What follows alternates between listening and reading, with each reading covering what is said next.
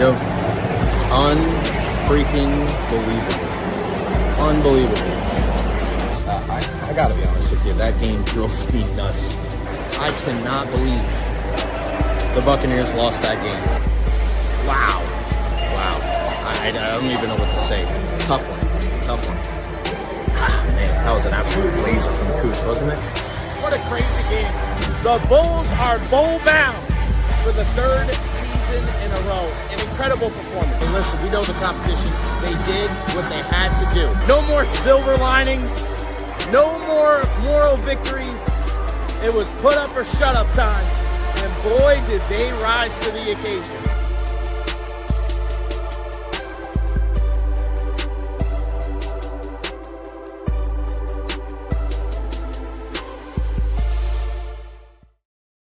What is going on, everybody? Welcome to the Recher podcast, live on location in the Carolinas. Hope everybody is having a wonderful March 17th, baby. It is St. Patrick's Day. And yes, I'm wearing green. Yes, it is my underwear. No, you cannot see. Yes, you have to trust me. This is a family-friendly show. I have a green cup right here. I have a piece of green tape right here. I also have my USF bag right here. I've got green everywhere, folks. I've got green everywhere. So no, you cannot pinch me. Hope everybody is having a wonderful Tuesday, whether you're here in the Tampa Bay area or abroad, jacked up for the WBC final tonight between USA and Venezuela. Going to be incredible. We'll talk about that a little bit later on. Remember, only on Monday, Tuesday, Wednesday, Thursday this week. Friday, be at the Valspar with the parents, so cannot wait for that. I'll be hanging out with Coach Steve Bradley for USF. We're going to go check out the suite over there. Going to be a lot of fun. Very excited about the Valspar. We know the job that Tracy West and the Copperheads and Rondé Barber and everybody does over there in Innisbrook. So very excited to see how that rolls. Today, we're going to fill out my NCAA tournament bracket right here live on the show. And I want to invite you guys to join in. Join the Recher podcast bracket challenge. Here is the link right here in the chat. Just click on that link, whether you're on your phone, whether you're on your laptop, click on that link. If you need a password, the password is pancake. But some of the people that have already signed up has said, all right, we don't need a password. So fine. Click on the link right there. We already have like 4 or 5 people signed up, including one of my best friends from back home, Rob. Evan Klosky from WTSP signed out. And I think we already have one of our viewers here. I'm in there. So let's take part in the Recher podcast bracket challenge. Going to be a lot of fun. It's free. It's on ESPN, and we're going to fill out my bracket here in about 2 minutes. What do we have coming up on the show today? We're going to talk all things college basketball with our pal, Rich Hollenberg. He did such an incredible job broadcasting the American Conference tournament there on ESPN. We'll get his thoughts on USF and their chance against Louisville in that 11-6 matchup, and who else he thinks can make a run here in March Madness. We don't, I know you can't say March Madness on the radio station, but this is why we're here on the podcast. We can say that kind of stuff, and we're not selling anything. We're not selling this bracket challenge. It's just something fun for us to do here on the Recher podcast. All right, so we'll do that at 12:15, 12:40. What the Lightning need to do on this road trip. It's not that difficult. It's not that difficult. I was actually talking to my buddy Evan Klosky about this last night. We will discuss what this team needs to do as they start tonight. It's going to be a late one. It's a late week for the Tampa Bay Lightning. So get the coffee, get your midday nap in, because we got to support our Bolts. Late night with the Lightning. I'll be up. I love West Coast games. I don't care if I'm one of the only people up. I'll be up watching. If you are too, it's going to be fun. It's going to be good. World Baseball Classic, spoke about that. And then also an update on the Saladino tournament here locally, 813-PREPS, 813preps.com. My guy Jared Guthrie doing a great job. Some changes in the schedule because of the inclement weather there. All right.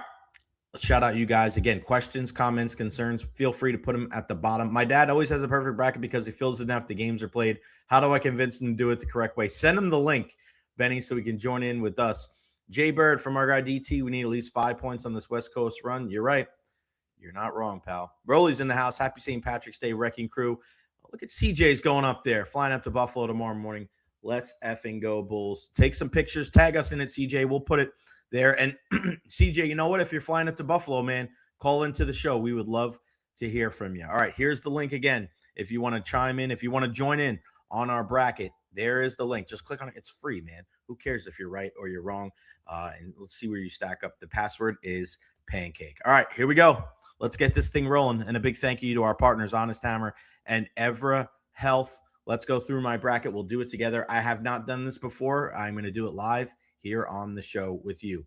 I got Duke in the first round matchup with Siena. Pretty cool to see Jerry McNamara doing what he's done there as in just a second year. Don't be surprised if he leaves there and he's the head coach of Syracuse before you know it. Ohio State and TCU.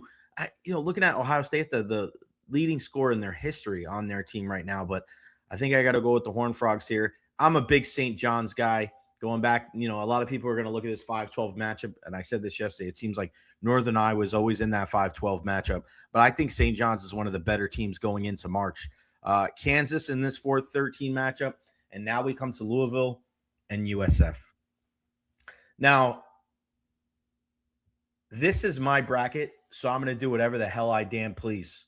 So I am not picking the brackets based on any kind of executive or expert mentality. No, this is half what I think is going to happen and half what I want to see happen. And you know what? God dang it.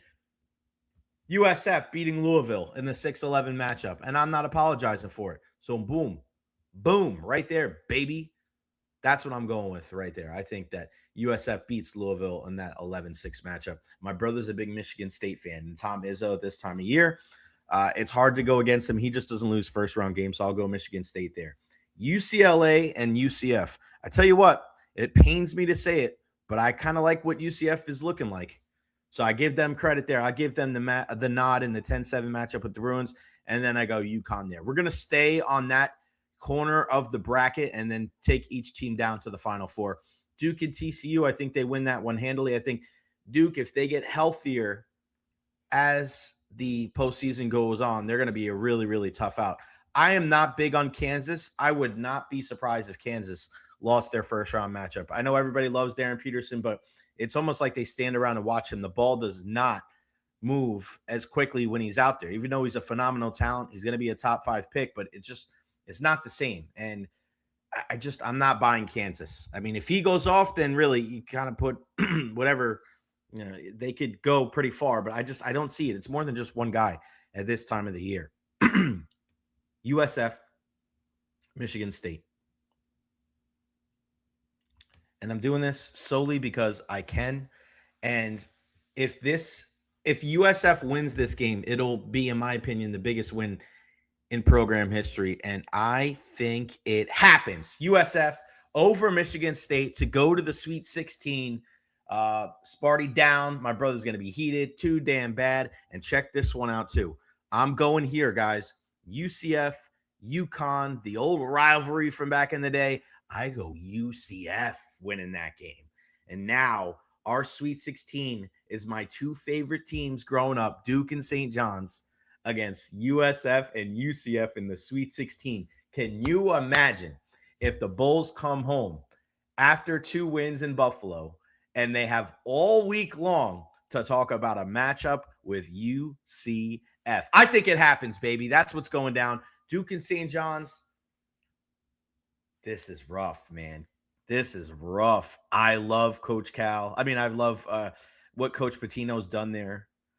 I just think Duke is too strong, and I think they're going to get healthier as the tournament goes on, which is ironic. I think USF beats UCF, and I think USF and Duke square off in the Elite 8. I'm going to go with Duke to go to the Final Four, but I don't know how many people are going to have USF going to the Elite 8, but I'm doing it right here, baby. That is why we do this here on the show. We're having fun, baby. We are having fun, and yes, I am a homer. I don't give a crap. That's what we're doing here on the show. Steve's in the house. How great would that be? USF and UCF. That'd be hilarious. All right, going down to the South region. Florida and whoever wins that Florida. You know the Gators take it out. Clemson and Iowa. I thought Clemson looked very good early on in the season, and I'm going to go with Clemson in this one. Vanderbilt and McNeese. Listen, a lot of people are giving Vanderbilt love for what they did in the SEC tournament. But that's then. This is now. I feel like this is the iconic 5-12 matchup. I'm going to go with McNeese in this one. Nebraska looks strong in the Big Ten. I'll go North Carolina here. This is the other matchup. A lot of people like Illinois. But Penn with the 44-point outburst. Screw it, man. Let's do it. Penn winning that one. St. Mary's and Texas A&M. I'm going to go St. Mary's in this one, and then Houston. On this side of the bracket, we'll stay here. I think it's Florida. And then I think McNeese wins again over Nebraska. Watch out. That's another surprise in the Sweet 16. I'll go UNC here, Houston there. And then that's where McNeese run ends, Florida and Houston. I think this is a pretty easy 1-2. There's something about Houston this year. I just feel like this may be that season for them. And I'm going to put them over the Gators. All right, so we'll go out west. Arizona and Long Island. Shout out to LIU. I'll go with Arizona in this one. Utah State. We saw how good they were against USF. I really like what Wisconsin. You know what? Man, Wisconsin, the high bar, and I hate to go against our guy. No, I'm not doing it. I'm going with High Point, staying with our guy, Coach Fletch. We'll stay there. Arkansas wins that battle against Hawaii. I'll go BYU and AJ Dibansa there. Gonzaga against Kennesaw State. I'm going to go Gonzaga. Sorry, Coach. That's what we're going to roll with. Miami and Mizzou. We'll go Miami and then Purdue here. Boom, boom, boom, boom, boom, boom. All right. Arizona and Utah State. Arizona. I'll go Arkansas in this one with Coach Cal. BYU and Gonzaga. I'll go the Zags, and then I'm going to go Purdue in this one. And then in the Elite Eight, I like Arkansas, man. I'm going to go Arkansas. I think with Coach Cal and with Acuff, they're going to be a hard out. And then Gonzaga and Purdue, I'm going to go Arkansas. Arkansas on that side. And then finally, the Midwest, I'll go Michigan here. Georgia and St. Louis. We'll go with Georgia, Texas Tech, Alabama, Tennessee, Virginia. I don't trust Kentucky at all. I'll go Santa Clara, Iowa State. And then back up to here, we'll go Michigan. I know Alabama losing their guard. I still think they're good enough to be able to get to the Sweet 16. Tennessee and Virginia. I'll go Tennessee in this one, and then Iowa State. I'm a big Iowa State guy. Always have been. But yeah, I think I'm going to do it again. Michigan over Alabama. Iowa State over Tennessee. I'll go Michigan. I think Michigan's just too damn good. All right. I got Duke and Houston, Arkansas, and Michigan. I'm going to go Duke. I'm going to go Arkansas. And I think Duke is your national champion. And I think how many total points should be scored in the championship game? I'll go with 150. There you go. Boom. Enter into both. Submit my bracket. 63 picks out of 63 made. Duke, Houston, Arkansas, Michigan. Those are my final four. And I got Duke winning it all. So get in there. Why the hell not, man? I think this is the cool thing about having the podcast where we can show and share everything. And, you know, like I said, when you're filling out your brackets, my sister one time, I think she picked Butler. Remember when Butler went to the national championship game? My sister picked Butler for like 5 years before that. So she may have been one of the only people in America that actually had them in the finals the year that they played against Duke, where Gordon Hayward almost hit that long three to win it. So why not? My mom, my sisters, my brother, everybody, my dad, everybody's going to be taking part of the bracket challenge. So if you want to take part, it's the best price in the country, free 99. Just click on the link right there. If you need a password, the password's Pancake. But this is March Madness it's just so much fun. Everybody gets involved. And I feel like sometimes in sports, we get so locked in of like, are you a casual? Are you a diehard? You know, what kind of fan are you really? Like at this time of year? It's kind of like the Super Bowl. Does it really matter? I don't think it really matters. It's March Madness, man. If you haven't watched all year long and you want to fill out a bracket based on team colors, mascots, who cares? All aboard.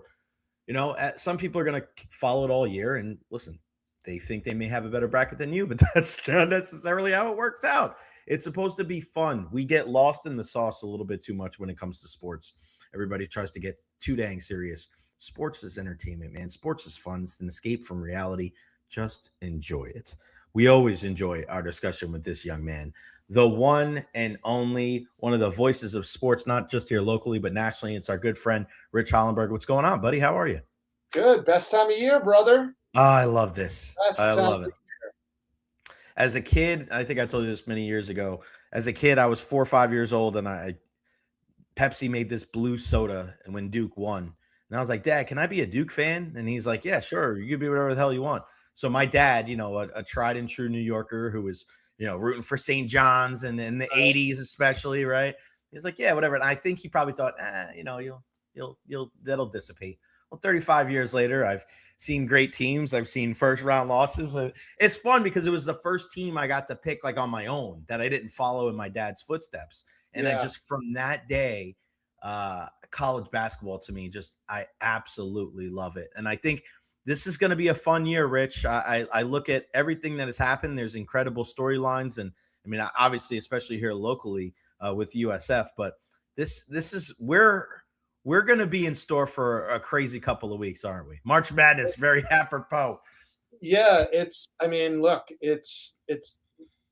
there's so many different arguments to be made for what is the best time of year, but Right. You give me from right now through the first weekend in April, and those 2.5-ish weeks, you can't argue. You have 2+ weeks of March Madness. You have the start of baseball season, and then you cap it off with the Masters. It doesn't get better than that, in my humble opinion. And this year, I think ever since the transfer portal and NIL, everybody is bemoaning the fact that the Cinderella story is slowly but surely disappearing. I fall on the side of that argument with what I've heard other people say. It's not like I'm the first or only one to say it.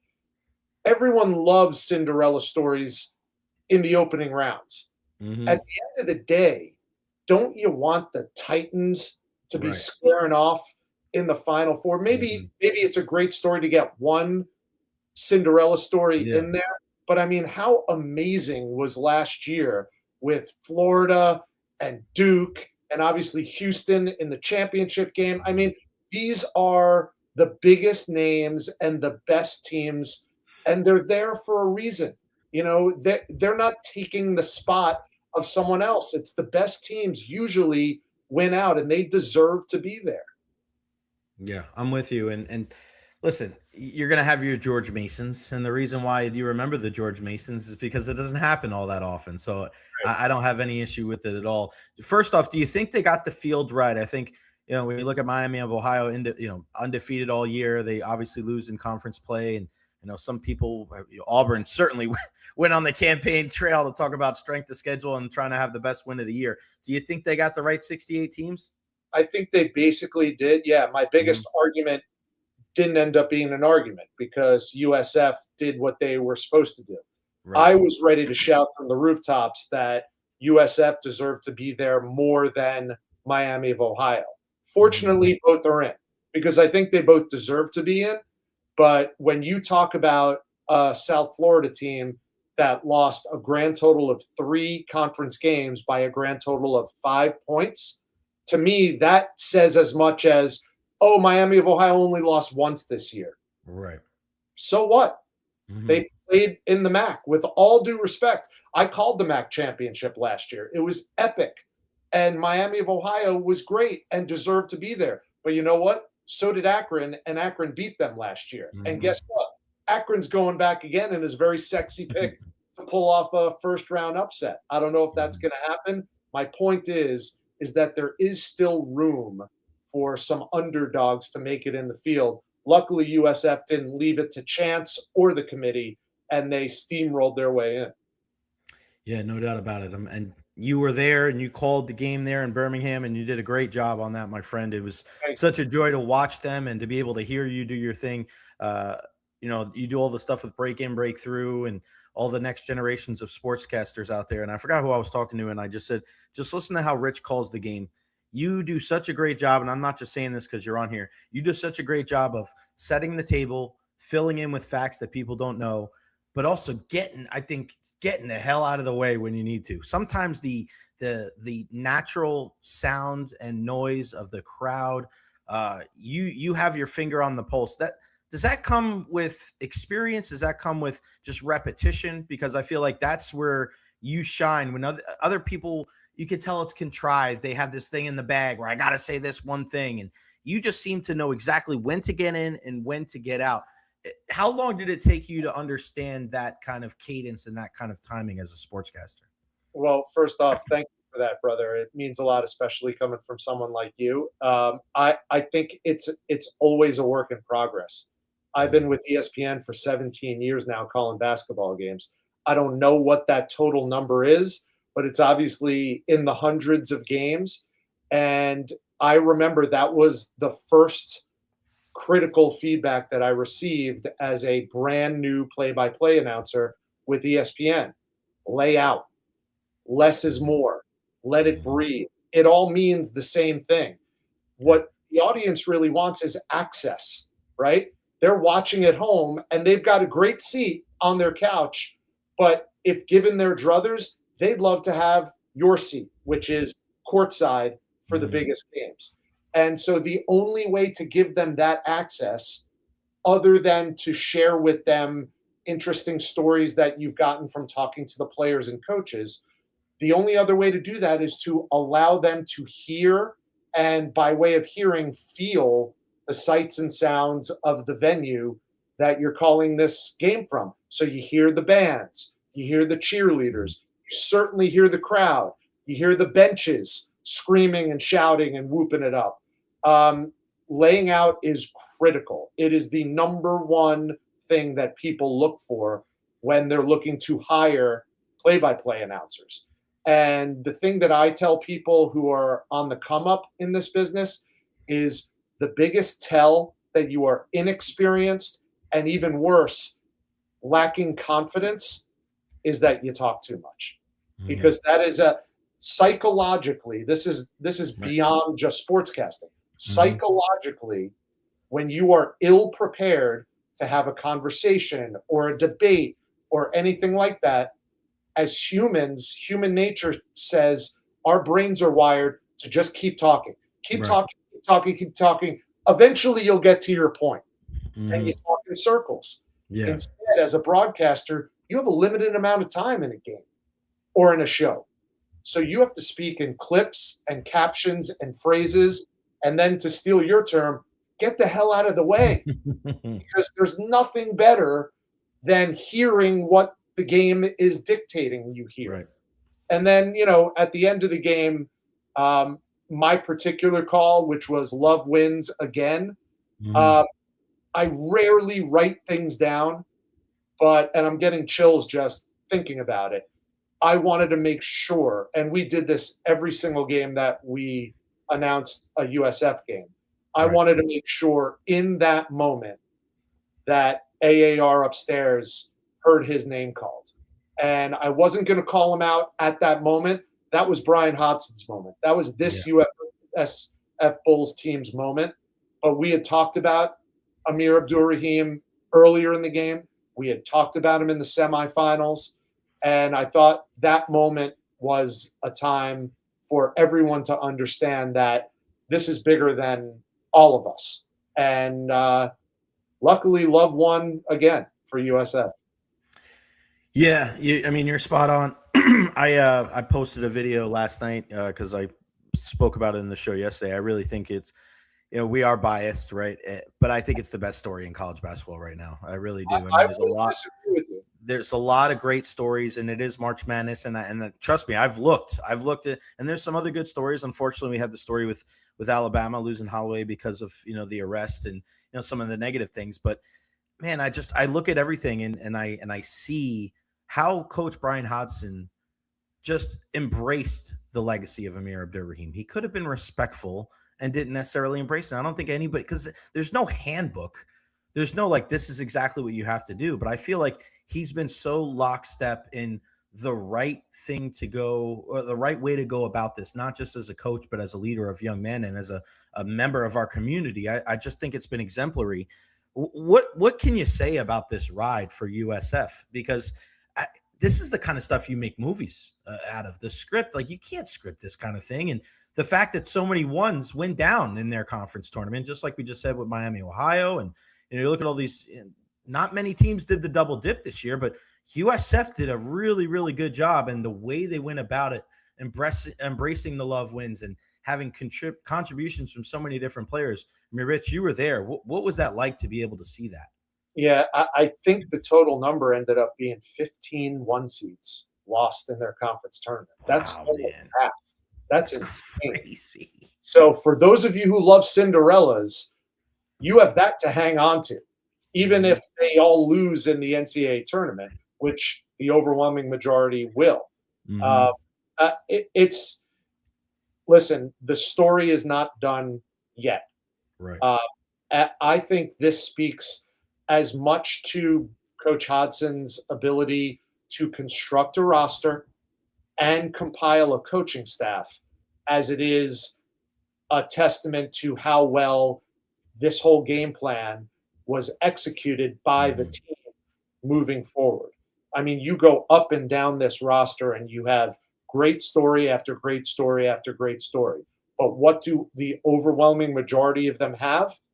A collective chip on their shoulders, right? Hodgson does.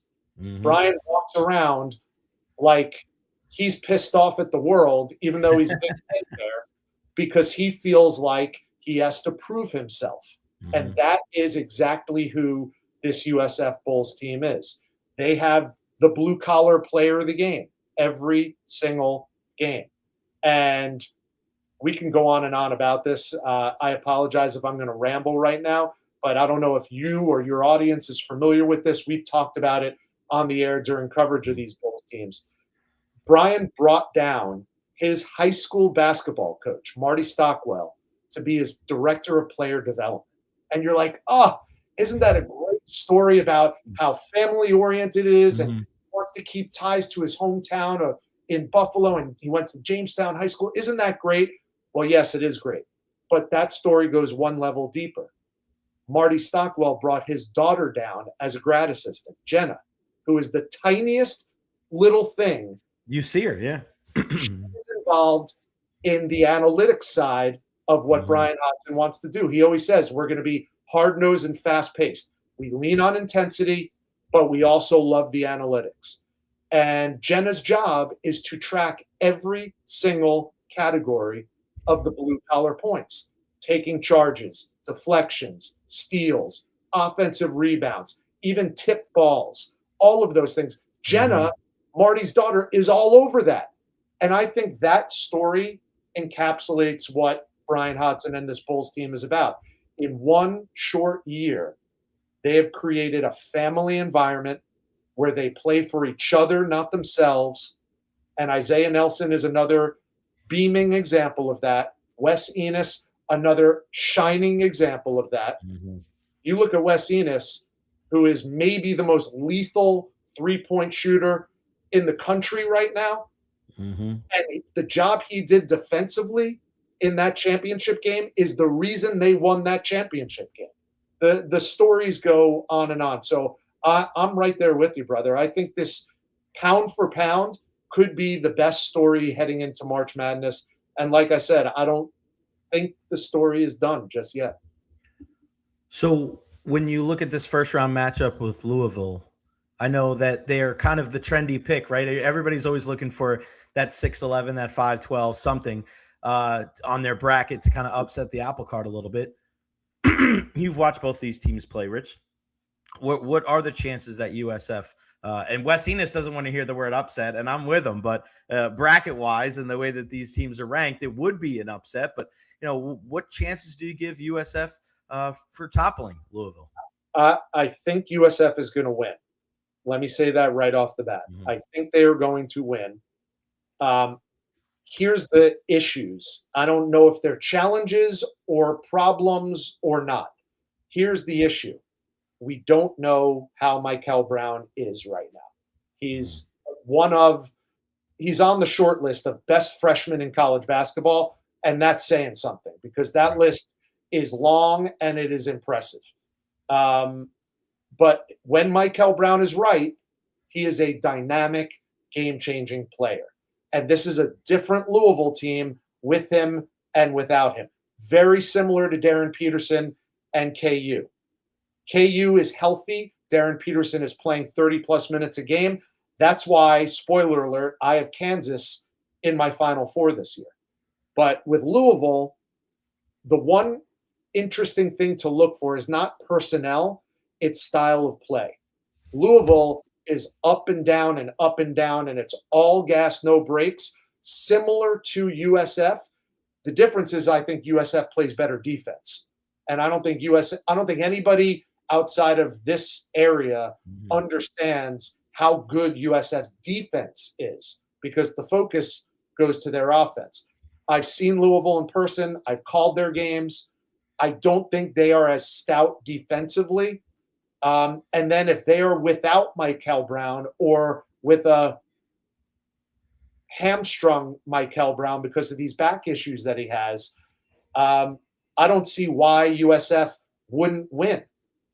My problem as a basketball fan, Jay, is usually when you get two teams together that shoot a ton of threes and go up and down, it ends up being a slugfest instead. Yeah.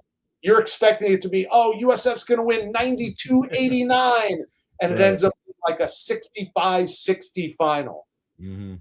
If one of these teams, and my biggest fear for the Texas Techs of the world and the Louisvilles of the world and the USFs of the world and the Georgias of the world, my heart is in Athens, Georgia. I have two kids who go there, is they shoot a ton of threes. And on any given day, if you go cold from that shot, you can stand the chance to lose, be upset, and go home after one game.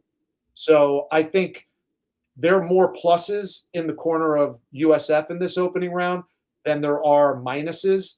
But I think a lot of it's going to depend on what Pat Kelsey gets from Michael Brown, and can USF dictate what Louisville wants to do offensively. Because when Louisville clicks, they're a top 10 team in the country.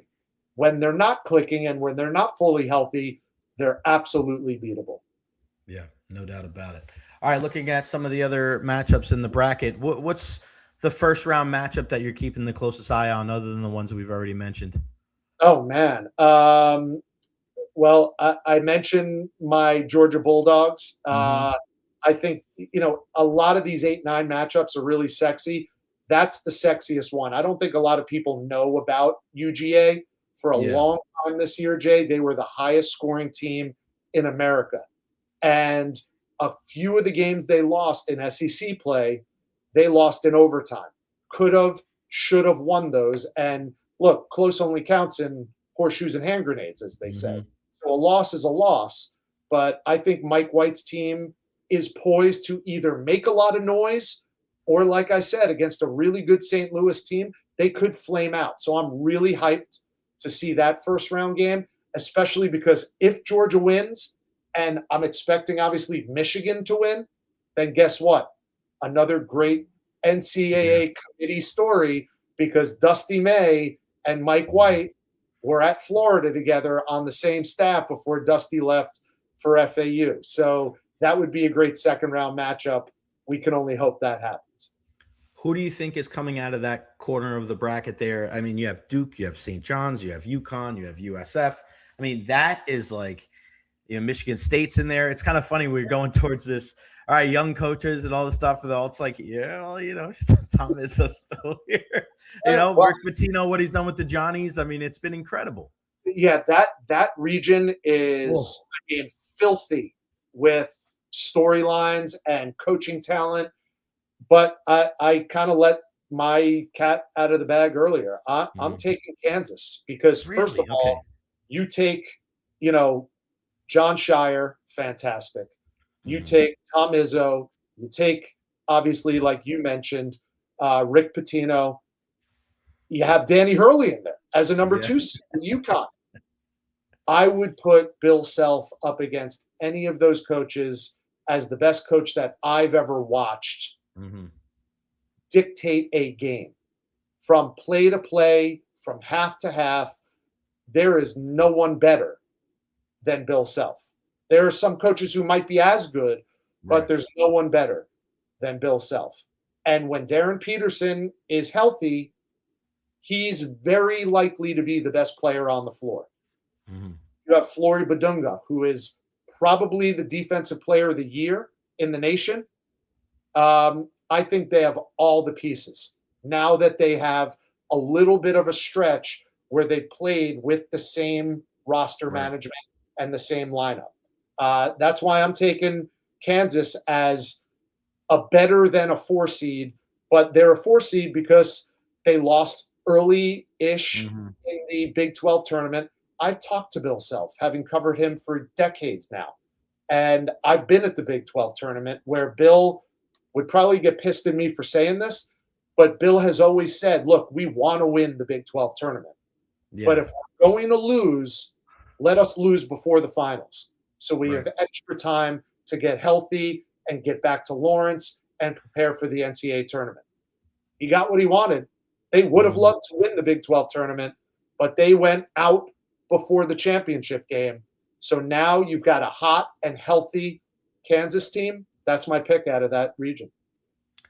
My 4 seed that I love is Arkansas. I mean, I look at them, and with Acuff and with Coach Cal, there's something that to say that, and you're hearing a lot of different people say it, that he may be the best freshman guard that he's ever had. And you think about the John Walls and the Derrick Roses and all these guys, and you're like, but you watch, I mean, Acuff is one of those guys where I was watching him the other day, and it's kind of weird. Like it's a weird comparison, but I feel like he's a little bigger than him, but he's kind of like a mixture between Allen Iverson and Grant Hill. It's just, I don't know why I see it. Like his shooting stroke is so clean, right? But he's got such incredible moves with the basketball where he's able to shake guys off of him as good as anybody in the country and create so much space in such a little amount of time. Like this kid, and we know guards play at this time of year. What are your thoughts on Arkansas? I'm really impressed with what they've done, especially with Coach Cal. In some ways, changing his coaching style. He still does things the old school way, but he's been forced to change with the times, just like a lot of older coaches have. So credit to him for that. I'll go one step further, and I'll do a cross sports reference for you. I love those. for all the Tampa Bay fans who are watching and listening right now, Darius Acuff is to basketball as Derek Brooks and Warwick Dunn combined is to the Bucks when they were championship level football. He is built like a linebacker, but he is as shifty and fast as a cat quick point guard. Other than Darren Peterson, I think he has been the most dominant freshman, if not player, in college basketball. But the only problem for Cal is that he's in the same region as the Arizona Wildcats. And Jay, I'm not going to call you out if you think the Hogs are going to the Final Four out of that region. There is no better team in basketball than the Arizona Wildcats. Yeah. They are loaded. They play 8 dudes. They have never played more than 8 dudes. That's all you need. And when I use the term dude, I mean that in legitimacy. Every coach will tell you to a man, we just need a dude. They have 8 of them on their roster. Guys who could, at one point or another, in one way or another, take over a game. And 3 of those dudes are freshmen. It is unbelievable to watch this team, how businesslike, how surgical they've been all year long. Again, 2 losses all year, and they were by a total of, I think, 7 points to top 15 teams. This Arizona team is poised to dominate the NCAA tournament like Dan Hurley's team did when they won their first tournament a couple of years back. All right, so you're going to give us your Final Four and your national championship? I gave you KU and Arizona. My other 2 are, I think the Florida Gators are going back. And I think Michigan is going back. And I'm not going to go back on what I just said. Obviously in the NCAA tournament, matchups are key, except when you're the best team in the country. Right. And you go into last year's game as some instant perspective, and you're looking at Florida and you're looking at Houston, and you're like, this has got to be Kelvin Sampson's year. And they were up. They should have won that game. Yeah. And Florida's style of play wore them down, and they won. I think you throw that all to the side. That's how good I think the Arizona Wildcats are. So I think those are my 4 teams. I'm very chalky when it comes to my Final Four. I'll pick a lot of upsets in the first couple of rounds, but when it gets down to the Sweet 16 and the Elite 8, give me chalk. So I have 3 1 seeds and 1 4 seed. Kansas is the 4 seed. I like Arizona, Florida, and Michigan, and I like Arizona cutting down the nets. I got Houston in the Final Four primarily because of you convincing me last year how good they were. I kept much a closer eye on them this year, and I'm like, maybe this is the year for Kevin. Yeah, and they got Flemings now, a player the likes of which they have never had. Jamal Shed was a dynamite college point guard, but he does not have the same scoring ability that Kingston Fleming has. And the thing that people aren't talking about enough with Houston is Chris Sinak, the other fabulous freshman that they have. He is a gigantic force for them in the middle, and he's just gotten better and better and better as the year has gone on. There are no freshmen anymore in college basketball at this point, and Chris Sinak could be a big difference maker for the Cougs. All right, Rich, before I let you go, I got to ask you a baseball question, of course. Sure. You've been watching the World Baseball Classic? I've been keeping tabs on it. Yeah. Junior Caminero hits the home run the other night.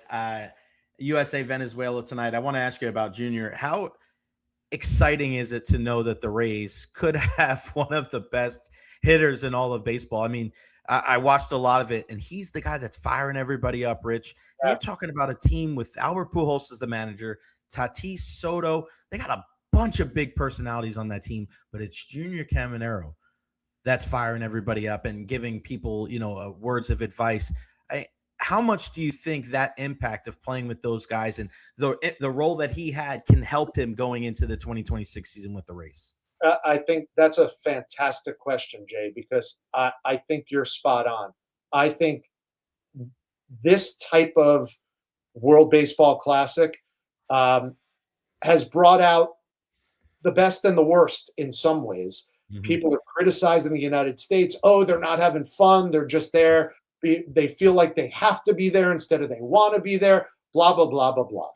I think it's all BS. You know why? Because all the U.S. players have half of their brain on spring training and getting ready for the season. So I begrudge them that. I'd love to see them be more fired up and more. If you had collegiate players, that's what you'd have. But you have Major League Baseball players who have careers to think about and teams to think about. So let's cut them a little bit of slack. Right. That said, Junior Caminero is the engine that is making that team go in the World Baseball Classic. It's been so much fun to watch. And I think if you kind of spin it forward to how does this impact him and the Rays, I think the world is seeing what Rays fans are now going to be treated to over not just this year, but the next, hopefully, next 10 years with Junior. I think he is a leader. I think he is more than just an electric baseball player. And I think it's very easy to forget that he is still a baby and nowhere near entering his prime. So we are going to watch someone whose ceiling is probably not just MVP level. Right. It could be Hall of Fame level if he stays on this trajectory. Is he going to hit 40-plus home runs and 100 RBIs every year? No, that's a lot to ask of anybody, let alone Junior. But if he's operating at that level, and I fully expect him to be, then you need the other supporting pieces around him to be lifted up by his play, and he's got the personality to do that. Get on my shoulders, boys. Here we go. That's Junior Caminero.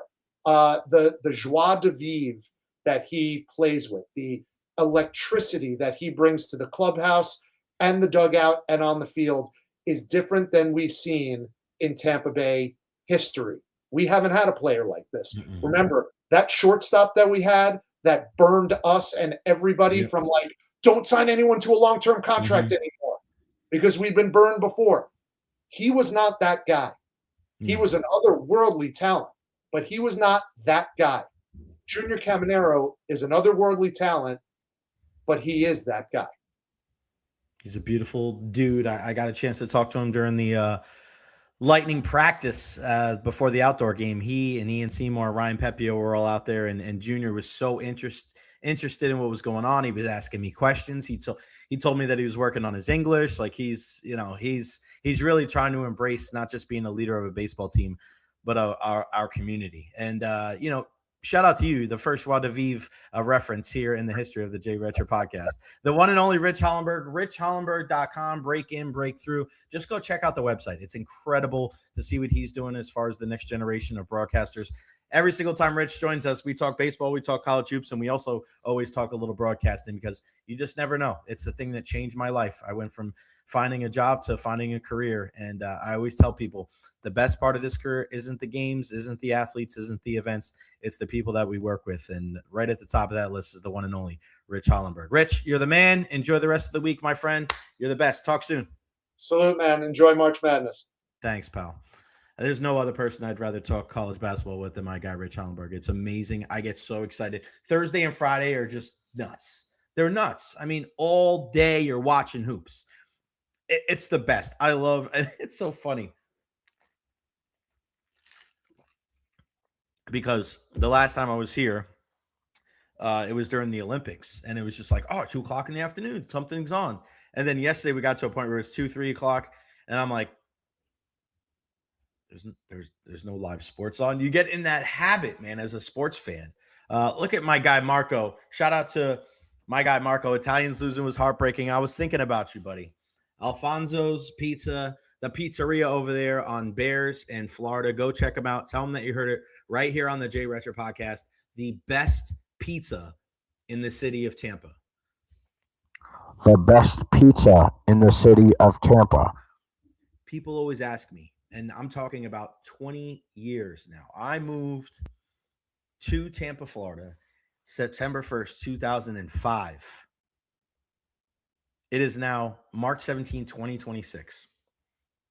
And people have asked me since day one, as a New Yorker, who has the best pizza? Who has the best pizza in Tampa? My guy Marco, Brittany, Alfonso's. Again, go check them out. Alfonso's Pizza. We're right in the plaza right there on the corner of Bears and Florida. Look at that. Whoever comes in from this gets free garlic knots. You can't beat it, baby.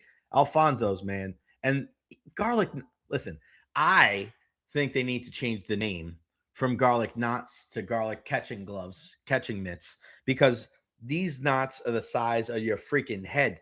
They look like the bun that Princess Leia wore on Star Wars. Look, I'm making a Star Wars reference. Why? I've never seen Star Wars, but Marco and Brittany's anniversary is on my birthday, May 4th. And for the first time I'm ever going to say this, just because of Marco, may the 4th be with you. Go in there, and they have garlic knots the size of Princess Leia's bun. There you go. Garlic buns. Maybe that's what we need to call. I love it. Again, they're the best, man. We love them. I'll go there, and listen, when I go there, I can never just go there and be like, I'm getting food, I'm leaving. Because me and Marco are going to talk about everything. We're going to talk about the government, the economy, the Mets, wrestling. I can't. How did I not lead with wrestling? We talk about everything. It's just a good old school type feel there. You want to, and again, I say this a lot when we're talking about Honest Hammer and Ever Health, right? These two companies that are my partners here on the broadcast, like Marco and Brittany and Alfonso's, like that's what they are. Like it's a family place, right? I brought in friends. I brought in everybody. Me and Ian ate there. It's just every time I go there, I go there and I feel like so welcome. Like I feel like I'm home. And I'm going to tell you one more thing before we talk some Lightning hockey. I'm in my feels right now because I love Marco and Brittany. Years ago, my friend AJ Lepla. We almost lost AJ. Even to this day, he still has a pacemaker, and he's only a year or two older than me. And it was just really scary. AJ's in his mid-30s at the time, and his heart would stop pumping blood, and he would just, in the middle of taking a shower, just pass out. And we thought we were going to lose him. And I remember the first thing that he ate when he woke up was Alfonso's. And I remember being there with my buddies Bill and Chris and telling Marco this, and we're about to pay for the food, and he's just like, "No, man, like this is bigger than that." And I already loved them before that, but those are the kind of people that you want to support. You want to support people in our community, and I say this all the time: support local, support local, support local. Alfonso's is always the first place out of my mouth when we talk about pizza, when we talk about food, when we talk about family, people that actually give a crap about what they do. And to see, and I still have the picture somewhere of AJ with wires. I mean, he looked like Iron Man with all these different things. And he's sitting there with some pasta and the meatballs and just with this plastic fork. And he looks so happy. And those are the kind of people that you want to surround yourself with. Those are the kind of people that you want to support. I've got so much love for Marco and Brittany and Alfonso's. I to the day I die, I will support them in every endeavor that they're involved with. So again, support local, support Alfonso's, and tell them that you heard it right here on the Jay Recher podcast. And they're the best, man. They are. And again, get some garlic knots if you mention the show here. And again, they're not garlic knots, they're garlic buns or garlic catcher gloves, because them shits are bigger than my head. The only thing they don't have is pillows and blankets, because I would take a nap there in the back. And they also have an incredible array of like plants there and green. It's awesome, dude. Just go in there. Trust me, you won't go anywhere else. And here's the thing. The ingredients there are top notch. They don't mess around when it comes to the ingredients. And that's the best part. You have to pay for certain things. And listen, I'm going to be 100% honest with you. It's not the cheapest pie out there, but that's not the point. The point is not to get the cheapest pizza. It's to get the best. Now, they're not going to hit you over the head where you got to take a second mortgage out to buy pizza. Now, let's not go that far. But there's also a cost to be doing business. And that's why I don't even hesitate. I don't hesitate. I don't look. You're not looking to price match when you go to a place and get real pizza. You're looking at quality. You're looking at a place that you know they're going to put everything they have into making food the right way. And I can't say enough nice things about Alfonso. So please go there. Tell them that you heard it right here on the Jay Recher podcast. If anybody ever asks you, and this is a endorsement from a real New Yorker, baby, a real New Yorker, Alfonso's. Take that to the grave. I love him. All right. Before we talk Lightning hockey, again, Honest Hammer and EverHealth, Honest Hammer Custom Builders, LLC, for all your residential and commercial needs, 813-244-0956. And when you hear me talk about Marco and Brittany, I feel that same way about Russ, my guy Hammer. You can tell a lot about people the way they speak about others and the way others speak about them. And I've gone to the job site a couple of times. I'm going to do that actually in the next 2 days. Some of the pictures from the job site where I was at in St. Pete last week or 2 weeks ago. And you listen to how people have discussions with others. This isn't working. This does work. We got to fix this. We got to do this. It takes a special kind of person to be able to give directions to others without being demeaning or negative, or it just coming off sounding like a dick. And Russ is that guy. He's just one of those people that is able to articulate what his message is, to be able to get things done in a form and a fashion that is professional and just the right way the first time. And I've been so grateful for his partnership, and I continue to laud him for everything that he does here in our Bay Area. And I feel that same way about EverHealth too. You hear Dr. Carlos Rodriguez joining us every Thursday at 12:30. He's just such a nice man. My guy Ben Gilbert over there at EverHealth, and just going into the facility and walking through, and everybody's got this look on their face. Everybody's smiling and happy and just so gracious. There's so many things that divide us in our country. There's so many things that you can bitch and moan and complain about. Do whatever it takes to find things in life to make you happy and surround yourself with good people. When you surround yourself with good and great people that make you feel good about yourself, and you in turn make them feel good about themselves, quality of life is so important.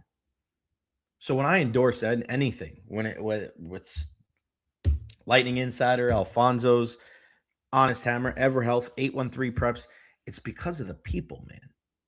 It's the people. You just heard me say it with Rich Hollenberg. It's not the games. It's not the athletes. It's not the events. It's the people that I work with. It's the Ed Encina. It's Eric Erlinson. It's Corey Long. It's D'Angelo Liu. It's Julie Stewart-Binks. It's Ben Pierce. It's Gabby Shirley. It's the people that we work with. The Mark Topkins, the Rich Hollenbergs, the Doug Wechters, the Neil, the Andy, the Chris Adams Wall, the Pat, the Aaron, the T. Kraz, the Nick Wise, Chris Mathis, all those guys. Joe Bucks fan, Pewter Report, everybody, man. It's the people that you work with. You do care. You do care, buddy. And we care about you. We love you. All right. So let's talk some Lightning hockey here. Now, when you think about this entire situation for the Tampa Bay Lightning, we understand that it has not been pretty, right? We can all get that out of the way. And we had the discussion yesterday about Victor Hedman. And we will not tolerate any Victor Hedman slander on the timeline right now, nor in this podcast. Y'all got to get over that shit. We get it. He hasn't played his best, but it ain't just him. McDonough hasn't played. None of the defenders have really played all that great. And that includes Charlie Wardess too. And don't just look at, oh, wow, he scored a goal the other day. He has not played well. It's okay. You don't want your team to peak right now on March 17th. You want them in the next week. I'll give it to you like this. They play tonight against Seattle, Thursday in Vancouver, Saturday and Sunday in Edmonton and Calgary, respectively, and then back home for a 5-game home streak. Minnesota on the 24th, then Seattle on the 26th on Thursday, and then back-to-back the 28th and the 29th against Ottawa and Nashville. By March 31st, that home game against the Montreal Canadiens, if this team is still struggling defensively, I will be very surprised. Come back to me March 31st when we crack the mic that day live from Benchmark International Arena, and let's see where this team is at in the standing. Let's see how they're playing. I told you here on the show, and I don't know if many people said it, I told you it was going to get worse before it got better. Can we all agree that it's gotten worse? I think tonight is going to be a step in the right direction. I think the next 2 nights are going to be a step in the right direction. Because Seattle and Vancouver, they leave a little bit to be desired. These aren't, teams out there that really scare you. Now, does it mean that the Lightning are going to win? No, because they're not playing their best. But Saturday night will be the real test. Where is your defense at? You just heard it with Rich Hollenberg when we were talking about USF. You can talk about scoring all you want. It's going to come back to the defense. Tonight and Thursday, get your shit together. Figure out what your D pairings are going to look like. And we saw in practice yesterday, courtesy of our good friend Julie Stewart-Binks, it looks like they're going Hedman and Chernak. I don't think that's very... Let me put it to you like this. I have asked for years and made this comment for years and brought it up. You would think, because I know in the beginning this was the thought process, that Hedman and Chernak would make sense. Hedman, more of an offensive guy. He likes to kind of go around, and he's like a 4-year-old playing soccer. He goes all over the place. And Chernak is the kind of guy that goes up and back and up and back and up and back. So you think, this would make sense. This will work. It hasn't. It hasn't. And listen, there's nothing wrong with that. It's just the way it goes. Eric Chernak is a guy that doesn't, and we're just judging this based on what we're seeing, not necessarily of like our belief. He's not like going back and forth this way. That's not his thing. He doesn't like that. He likes staying on the side. That's why him and McDonough work well. Left, McDonough on the left, Chernak on the right, up and back and up and back and up. That's it. Chernak doesn't want to have to go, well, Hedman's coming across here. I got to go back to the left side. He doesn't like that. JJ Moser, on the other hand, he loves that. He's a little crazy out there. He's told me, I like that kind of stuff. Not everybody's like that. And it's not talent. See, me, I was a right-handed defenseman, but I played on the left side. I didn't mind going back and forth. I didn't care. It was fine because I thought it kept me in the game. And I thought it was good to kind of give a different look, even as a defender, to the other team on the offense, right? Because I like to jump into the play every once in a while. So it wasn't an issue for me. But I understand how certain people may not like that. Because I played with a guy growing up that was kind of like Hedman, all over the place. And there were certain players that would play with him that were good, but they would find themselves often out of position because they didn't understand, like, hey, if this guy takes the puck to the other side, you kind of got to slide back to the other side. And yeah, it sucks sometimes because you get caught out to dry, but that's just the nature of the beast as a defender. Right now, Hedman and Chernak is going to be the plan going forward, it looks like. So in these next two games, we're going to find out whether maybe we're at the point of Hedman's career where he's not freelancing as much. And it kind of fits with Eric Chernak. Or we're going to find out over the next two nights that this shit does not work. It has never worked and will never work. And I've actually talked to Chernak about it too. Think about it. Chernak has played so much better with a guy like Ryan McDonough than a guy like Victor Hedman. If you look one for one, who's a better player overall, I think when we look back in history, people say Victor Hedman, Norris Trophy winner, Conn Smythe winner, not taking anything away from Ryan McDonough, but he's more of a defensive defenseman. And you guys know how much I love Mac. I think he's the best. But it's just different. That partnership is something that you have to just experience.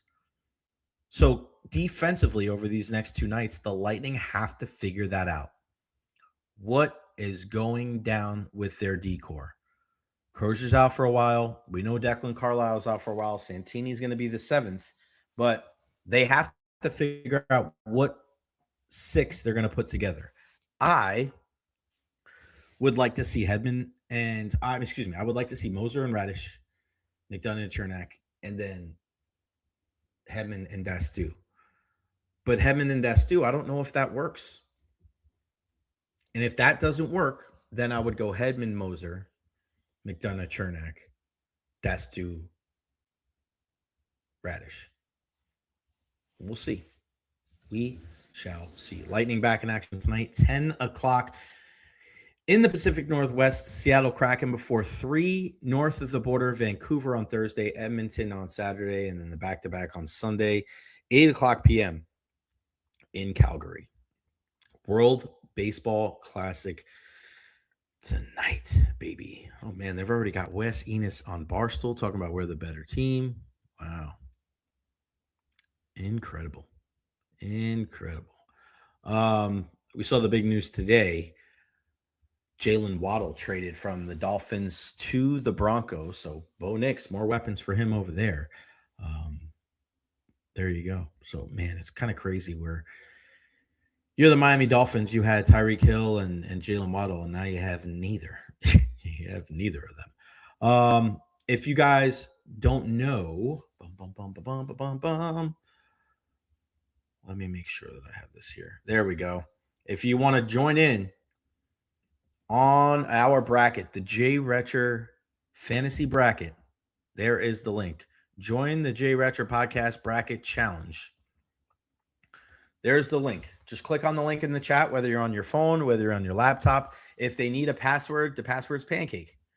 But I don't think it's password protected. I don't know why they ask you for a password and then everybody could just sign up. Who gives a crap? But there's the link. Get on in, man. Let's see. We've already had a bunch of people. Look at Mal Laurie's in there. 1, 2, 3, 4, 5, 6, 7, 8, 9, 10, 11, 12 people already signed up, man. That's awesome. All right, get on in there, man. Get on in there. Let's see how you rank in the Jay Recher Podcast Bracket Challenge. It's exciting. I did not even think about doing this until like 5 minutes before the show today. I knew I was going to do, all right, David Terry didn't need a password. All right, if you do, invite your friends too, man. Invite them. Who cares? And if you invite them, the password's Pancake. But yeah, get on in. And I knew today I was going to fill up my bracket on the show and show you guys, but I had no idea that I was going to create a bracket until literally 5 minutes before I went on air today. So it's a beautiful thing. We love it. Tonight is the night. Tonight is the night. And Marco's guy, Nolan McLean's pitching for Team USA, Mets right-hander. It's been phenomenal. And listen, shout out to Italy. Shout out to Italy and the job that Francisco Cervelli did, Pascantino and those guys. Just an incredible job. Jack Caglione, our Tampa buddy. Really, really cool. And representation. And we know, and I went to the Italian-American Club last year? Because they played the University of Tampa. And they're doing whatever they can to grow the game in the great country of Italy. And that was the day when I got a chance to meet Mike Piazza and see Tino Martinez and that whole crew.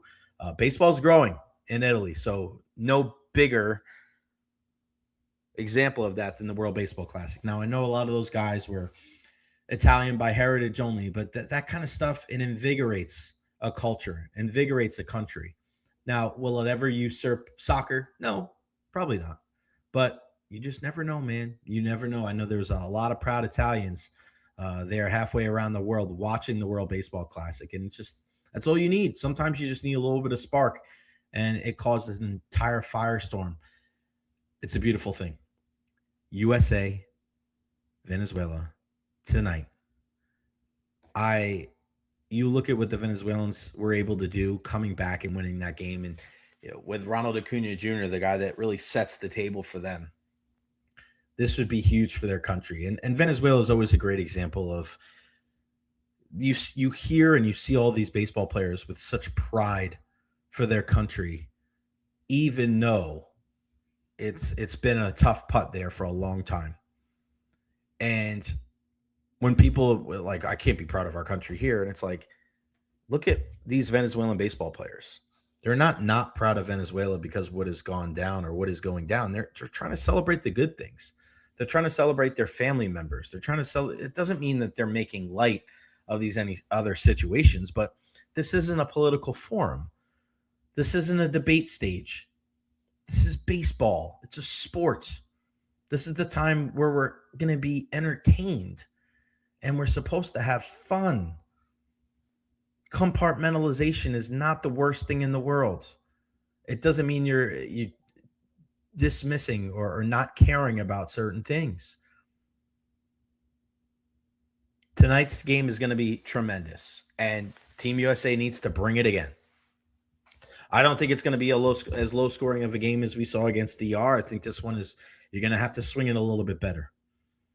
And you're going to need to play good defense, and you're going to need to run the base as well. When you look at Bobby Witt Jr.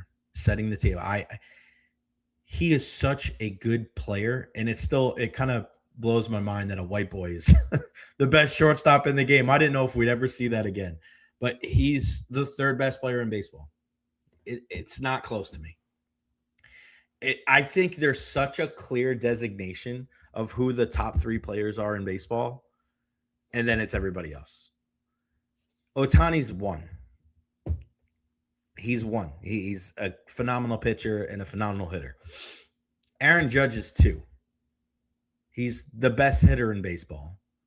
He's a beast. He's underrated defensively. He's incredible.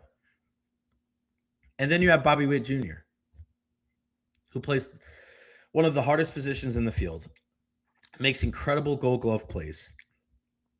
He's fast as hell. He can hit, and he's a leader. I don't know who 4, 5, 6, 7, 8, 9, and 10 are, but it's weird because he would have probably have an MVP or two on his mantle if it wasn't for Aaron Judge. He could be the difference maker in this one. And I like it. And some people are talking about like Bryce Terang, and he shouldn't be in there. Bryce Terang is a tremendous, talking about a platinum glove defender. Even though he's not swinging it as well, I don't know if you could take his glove out of the lineup. I want a guy that knows how to play second base. You got to stay with Gunnar Henderson. I think you rock with the same lineup if you're Team USA. I think you go Roman Anthony, Pete Armstrong, and Aaron Judge, Gunnar, Bobby, Bryce Terang, and Harper with Will Smith behind the plate. And then your DH is Kyle Schwarber. And then if you need, you go to Bregman on the bench, maybe a late inning defensive replacement there at third. And if you need a big bop off the bench from the left side, you go to Kyle Raleigh, and he can stay in there and play good defense. And you know at the end of the game, you're going to go Buxton in center and PCA in left. So I think the U.S. is set up well, and it just depends on their pitching. You got to keep the ball down, and you got to come up with some big pitches when you need to. Now, that bullpen, which has been lights out, I thought we were going to see Garrett Clevenger in that last game against Team USA, and a great call by Mark DeRosa. I've been very harsh on him, and a lot of people have, but you got to give credit where credit is due. He won that matchup against Albert Pujols against the Dominican. Throwing Rodgers in that situation, righty on lefty against Juan Soto, was a stroke of genius. And you get one of the best hitters in the last decade of baseball to ground into a double play. Chef's kiss. Well done, D-Bro. People get so locked in sports of like, I don't like this guy. Listen, I was very, very unhappy with the candor of Mark DeRosa and the way he had just this flippant attitude about everything. But I am not so locked into my emotions that I can't give credit where credit is due. Like once I give my opinion on something, I kind of move on. It is what it is, man. I hated it, didn't like it, whatever. Now what do you do? Are you going to continue to have that type of attitude, or are you going to learn from your mistakes and be better for it moving forward? And that's what we've seen. So kudos to him. Doesn't absolve him from what happened before, but I'm not going to hold it against him moving forward. Gives a crap. Make the right decisions now. Help Team USA win. That's all I care about. But what happens with the bullpen? Can you go David Bednar again for those big outs? I think Whitlock should be good, but I don't know about Mason Miller. I don't know. But you got Garrett Clevenger back there. I think you could still rock with Griffin Jacks back there. Could see a large Rays contingent in the back end of that bullpen. Going to be a good one tonight. We got Team USA baseball against Venezuela, and then we got some Lightning hockey as well at 10 o'clock. Going to be a late one.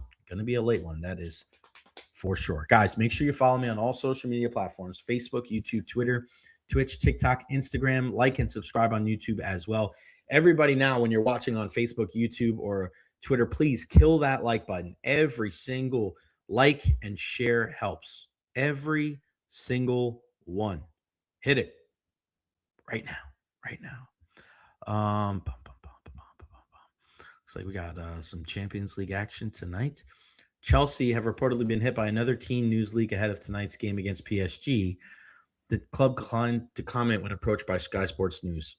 Wow, let's see. Interesting.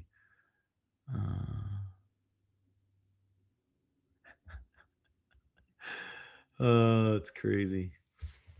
Manchester United's lineup would always get leaked when Alejandro Garnacho was there, and now it doesn't happen anymore. And now he's on Chelsea, and Chelsea's lineup gets leaked all the time now. What a surprise. Everybody kill that like button if you can. And if you want to join in on the J Recher Podcast Bracket Challenge, here is the link right there. Click on that link, whether you're on your phone, whether you're on your laptop. And let's get invested, man. Let's see how many people we can get. How many people do we have? Let's see. We have 13. So we just had somebody else sign up. Oh, my dad. There we go. Pops is in. Fill out those brackets, everybody. Let's see Whose dad got winning? Brackets are going to appear soon. Oh, don't give it away too early, I guess. All right, 13 people in. Let's see if we can get up to 20. That'd be pretty badass. I'm going to keep sending. And if you want to invite your friends, feel free. Feel free. We've already got Steve and Mallory. We got DT. Robert Cochran's in there. My guy Rob, Scott, Steve Vitrano's in there. Evan Klosky, me, my dad, the First Lady, Janet Best, Chan Leonard, Kyler. There we go, man. There we go. Come on. Benny, where are you, Benny? Get up in there. All right. So lastly, last but certainly not least, got to give you guys an update on what is going on with the Saladino tournament. And we know that there was action yesterday in the bronze division. Earlier today, Plant defeated Gaither 10-3 at Jefferson. Okay, Gaither beat East Bay the other day, and Jefferson beat Plant. So here we go. And it looks like Plant City and Tampa Catholic, both 1-0. Wow, going to be a good one. Going to be a good one. Saladino Silver Division final scores: Hillsborough 7, Robinson 4, Lato 4, Freedom 2. Cambridge 12, Alonzo 2, Strawberry Crest 11, Wharton 0, Bloomingdale 10, Newsom 1, Plant 10, Gaither 3. All right. And unfortunately, we lost Rex Culpepper, Brad and Monica's son, who went to Plant here, class of 2016, lost his life in a dirt bike accident. So our thoughts and prayers go out to the entire Culpepper family. You know how much we love our local players and teams and families here. And we know Brad, obviously, from his time with the Buccaneers, and Brad and Monica on Survivor, and just, again, Tampa people through and through. But again, guys, Leonard High unplayable today. So all 4 Gold Division games there moved to Newsom. 813preps.com has you covered. 813preps on all social media platforms. And we'll see who wins. We will see who wins. I cannot wait. Thursday night, my parents will be here, and we will get in there and go to University of Tampa and watch it and support our local baseball teams. $10 super chat from our guy Chan. I need y'all to put your money where your bracket is. Bragging rights are only for randos. I'm a rando, buddy.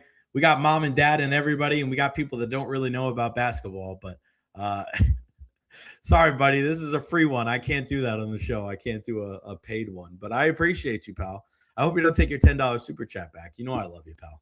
All right, guys, that's going to wrap it up for me today here on the program. I love you all. Thank you so much to Rich Hollenberg for joining us on the program. Tomorrow, Bob Harrig from Sports Illustrated is going to join us to preview the Valspar Championship. We will also have Joey Johnston, play-by-play voice. Oh, excuse me. Jim Hutley is play-by. He's the color commentator for USF. He joins us, as well as Eric Erlinson, hopefully talking about a Lightning win.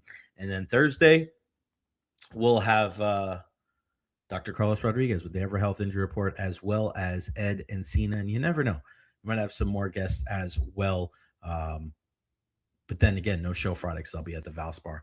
Go check out everybody, including Honest Hammer, Ever Health, my guy Marco and Brittany over there at Alfonso's, the best pizza in the Tampa Bay area. 813preps, 813preps.com for the best high school coverage. You guys know I love Tampa. I love the Tampa Bay area. I moved here in September of 2005, and to be so far away from my friends and family, you know that it's tough. It's not easy. But being at a place like this and being surrounded with people like you, it really does make it all worth it. You know, family isn't just the people that you share blood with. It's the people that you surround yourself and you care about, and you go to extreme measures to make sure that they're in a good and happy and a healthy place. So, yeah, it's a special day here on the program. It's always special to be here with you. All right, at JRetro on all social media platforms. Like and subscribe. Share this shit on all your socials, man. That's the only way we're going to get bigger. I'm out of here. Go Team USA. Go Bolts. Go Bulls. Go everybody. Go home. I'm out of here. We'll see you tomorrow at noon right here on the JRetro podcast.